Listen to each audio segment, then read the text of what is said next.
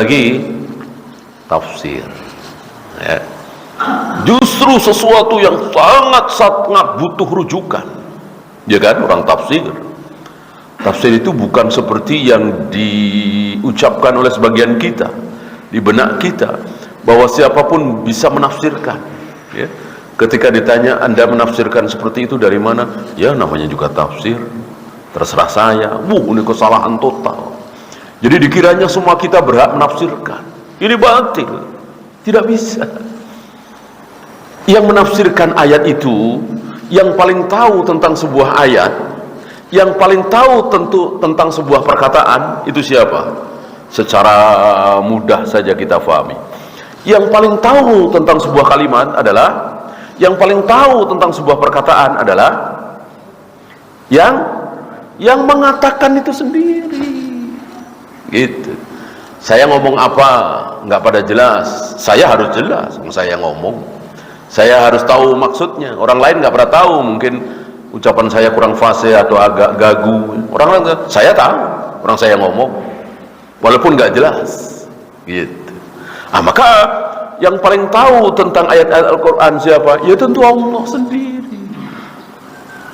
Tentu Allah. Oleh karena itu, yang dari Allah yang jadi rujukan apa? Ayat lain. Ayat kan banyak. Di sini kurang jelas, di sini agak jelas. Oh, di sini gamblang sekali. Ya. Dia telah mengeluarkan kedua orang tua kalian dari surga. Siapa dia di sini? Kedua orang tua ayah ibu kita siapa? Kurang jelaskan di situ. Di Al-Baqarah jelas, dianya iblis. Kedua ayah ibu kalian Adam dan Hawa, keluarkan dari surga. Yang membikin keluar, maksudnya perantaranya, ya. Yang mengusir tentu Allah. Yang bikin dia diusir oleh Allah apa? Yaitu mentaati iblis itu, mendekati pohon larangan. Kira-kira begitu. Jadi ayat ditafsirkan oleh ayat. Gitu. Ayat ini ditafsirkan oleh ayat ini, ayat ini ditafsirkan oleh ayat ini, ayat ini ditafsirkan. Ini sebaik-baik tafsir. Ya. Contoh mudah misalnya, wa'bud rabbaka hatta ya'tiyakal yaqin. Sembahlah Allah, beribadalah kepada Allah, salatlah sampai kamu yakin, kan begitu? Sampai kamu yakin, sampai datang keyakinan kepada engkau, kan begitu? Hatta ya'tiyakal yaqin. Yakin. Banyak tafsir dari ayat ini, termasuk yang ada di negeri kita ini, sebagian tokoh. Jadi kita menyembah Allah itu, kita sholat itu ada batasannya. Sampai apa? Sampai yakin. Jadi kalau kita sudah yakin betul adanya Allah, hakikat Allah, ma'rifatullah, istilah mereka, nggak sholat, nggak apa-apa. Kan ayatnya jelas. Sholatlah, sembahlah Allah sampai kamu yakin. Ya, sama dengan makanlah sampai kenyang. Berarti kalau udah kenyang, nggak usah makan. Minumlah sampai hilang haus. Kalau udah nggak haus, jangan minum, kan kira-kira begitu. Berarti kalau sudah kenal Allah, nggak usah sholat lagi. Itulah sebagian tarekat sufi, ya. Nah, bagaimana ngobatinya? Jangan sampai salah seperti ini. Apa maunya Allah tentang ayat ini? Lihat di mana? Lihat di ayat lain yang sama-sama firman Allah. Apa misalnya Muzassir, misalnya ketika Allah bertanya kepada Allah, atau malaikat bertanya kepada penduduk neraka Sakor, ya, ma salakakum fi saqar, ya, ma salakakum fi saqar, kenapa kalian sampai masuk neraka Sakor ini? Dijawab, salah satu ucapannya, lam naku minal musallin, kami dulu tidak sholat, kami dulu bercampur dengan orang-orang kafir itu, orang-orang ahli mas, hatta atanal yakin, sampai datang kepada kami yakin, sampai kami mati. Sampai kami mati masih seperti itu. Dengan ayat yang kedua ini, tahulah kita apa yang dimaksud di ayat pertama di surat Al-Hijr tadi, bahwa yang dimaksud dengan yakin adalah mati.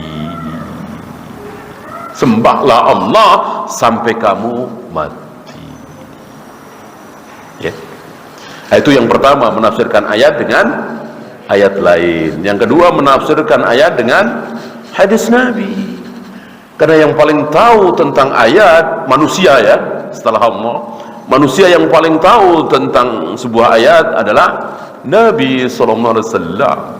Karena beliau yang diutus oleh Allah, ya kan? Seorang utusan pasti yang paling tahu apa maksud dari sang pengutus, gitu. Dan dia tidak mungkin berani menyelisihi seorang utusan resmi, duta besar Indonesia untuk Amerika misalnya. Dia mengucapkan sesuatu yang beda dengan presidennya atau menteri luar negerinya, siap-siap dipecat.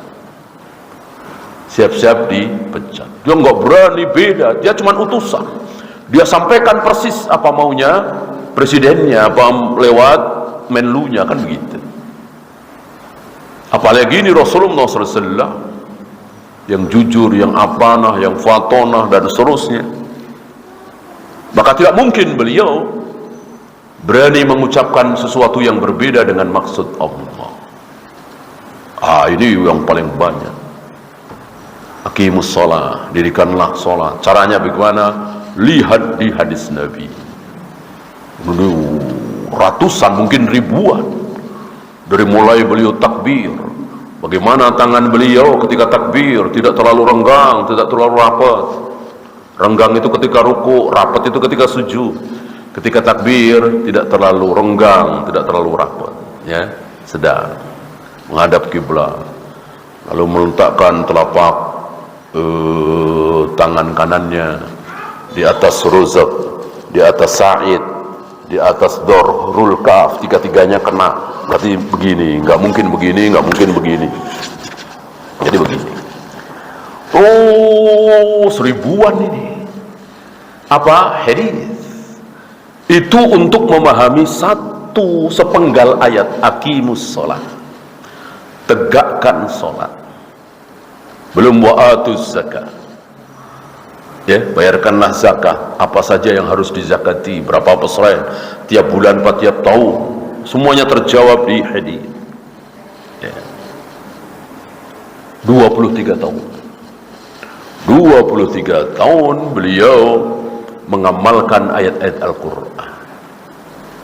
Seluruh ucapan Nabi, seluruh perbuatan Nabi, itulah Al-Quran. Itulah tafsir dari Al-Quran. Maka boleh nggak mengatakan, kok Nabi begitu? Bertentangan dengan ayat ini dong. Nggak mungkin. Ini pantangan ini. Ini sesuatu yang mustahil. Ucapan Nabi ini bertentangan dengan ayat ini. Nggak mungkin. Nggak mungkin ada ucapan beliau yang bertentangan dengan ayat. Orang beliau yang mengamalkan ayat di muka bumi ini yang pertama kali. Disinilah maksud ucapan Aisyah ketika ditanya oleh para sahabat, oleh para tabi'in, akhlak Nabi itu seperti apa? Dijawab, kana khuluquhul Quran. Akhlak Nabi adalah Al-Quran. Al-Quran yang 30 juz itu, 114 surat itu diwujudkan oleh Nabi dalam bentuk akhlak beliau, tingkah laku beliau, ucapan beliau, perbuatan beliau, marahnya beliau, senyumnya beliau, dan seterusnya selama 23 tahun. Ya.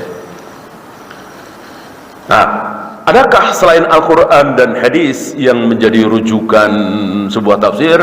Ada. Apa? Lughatul Arabiyyah, bahasa Arab. Bahasa Arab jadi patokan. Karena Al-Quran jelas bahasa Arab, maka kaidah bahasa Arab dipakai.